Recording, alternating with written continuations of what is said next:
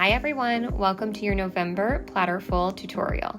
If you're new here, go ahead and click the link in the top right corner for a little bit more about us. Okay, let's get started. First things first, let's take the prosciutto and place it in the freezer. This makes it a little bit easier to handle when we get to that point. All right, now let's get started with our Brie round. So go ahead and take this out of the wrapper. We are going to use our fall cookie cutter here, so go ahead and make sure that that's handy as well. So the first thing that we are going to do is take our Brie round, flip it on its side, and cut off just the top of the rind. So it's about, I'd say like 1/8 of an inch. Cut that off all the way down. Okay, a pro tip here. When you place this on your cutting board to use the cookie cutter, place it with the rind facing down, not the gooey Brie side, otherwise it will get stuck to your cutting board like it does mine. So rind down, keep that in mind. From here, we are just going to take our cookie cutter and use it on that piece that we cut off of the full Brie round and cut out that shape. So cut out your leaf, and then again, when you cut that out, place the leaf rind side down so that you can use it again on your platter for decoration if you'd like.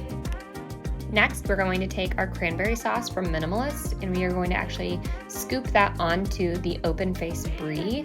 Make it really nice and even around the entire round. And then we'll just take the topper that we cut the leaf or the stencil out of and place that back on top.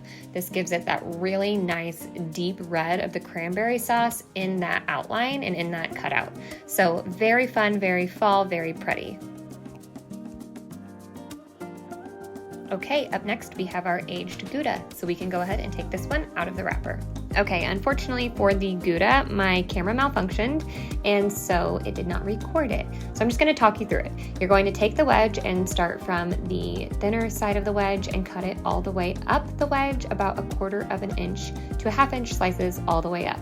And then to place it, you'll use it starting from the back of the wedge, the whiter part of the wedge, and you will just recreate this wedge, but with the yellow rind standing up so that you can see it when you look down on this Gouda from above the board. And you'll see how I do that in the video. You'll see it coming up, how that looks when I place it. Okay, and lastly for our large kits, we have our fall flavored goat cheese. So go ahead and take this log out of the wrapper. Okay, for the styling of this one, there are a couple of options. One, you can take your cranberry sauce and actually pour it over the top of this log. It would be really delicious with the flavors of the goat cheese. And then the other one, which I am going to do, is I have a couple of sprigs of rosemary and some raspberries, and I'm just going to take that and put a sprig of rosemary along the top of my goat cheese log, and then add a couple of raspberries to give it that nice holiday feel. Okay, up next we have our prosciutto, so go ahead and grab it out of the freezer and unpackage it. Okay, there are a couple of different ways you can style the prosciutto. I am going to show you 2 versions because one slice of mine was very nice and thick, and then the rest were much more thin and kind of disjointed. So the first one I will do is the nice thick version, which I actually create into a prosciutto ribbon. So if your slices come apart nice and thick, go this route. So you'll take the slice of prosciutto, you'll fold up the bottom about 1/2 of an inch, and then you'll take it and just weave it back and forth accordion style, as you'll see me do in the video, and this creates a nice ribbon shape out of the prosciutto. Okay, now you'll get to see me struggle with the rest of my slices of prosciutto as they come apart a little bit thinner and are not a nice slice as my first one was. So for this, take it off of the wrapper, and then you're just going to kind of fold it into itself and create this nice pretty floral shape. You'll see that I do this for the remainder slices of my prosciutto and create it into this nice line that I'll use to wrap it around our cheeses.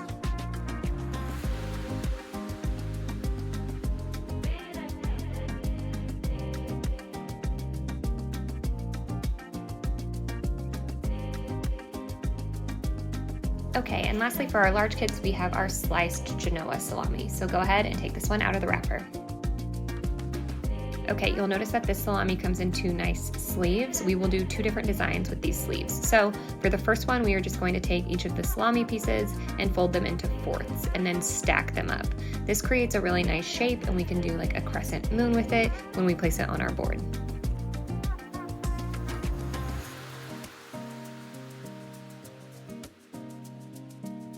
Okay, for the next sleeve of salami, we are going to create 2 different mini roses. So go ahead and take 5 to 6 slices of salami, lay them out kind of as they were in their sleeve, but you do want to take them apart so that they are a little bit easier to move. So take them, lay them out, fold them in half like a taco, and then spin them so they're perpendicular to you, and then roll, roll, roll, roll, roll, and you'll see something like this. So we are going to just do this again with the remaining slices of salami from the sleeve.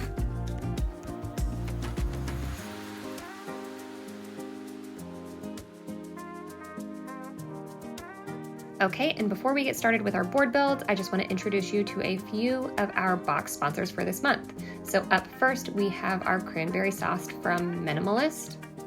Next, we have our salted Virginia peanuts from Hubs. And then finally, we have our sesame protein pretzels from Crisp Power.